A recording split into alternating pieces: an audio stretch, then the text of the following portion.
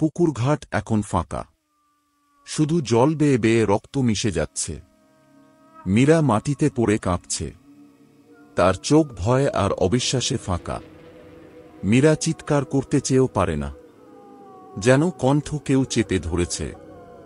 ছায়ামূর্তি মীরার দিকে এগিয়ে আসে, তার পা মাটি ছোঁয় না। সাদা শাড়ির ছায়া এবার স্পষ্ট, চোখ নেই, শুধু কালো গহ্বর। সে বলে, তুই আমায় সরিয়ে এলে, এখন তোর জায়গা আমায় দে। মীরা ধীরে ধীরে ছায়ার মতো হয়ে যাচ্ছে, তার মুখ বিকৃত। পুকুরের জল যেন তাকে টেনে নিচ্ছে। এক পলকেই গায়েব। পুকুর ঘাটে কেউ আর রাতের দিকে যায় না, কারণ এখন মীরাও কারো জন্য অপেক্ষায়। পর্ব ৩ এর জন্য অপেক্ষায় থাকুন।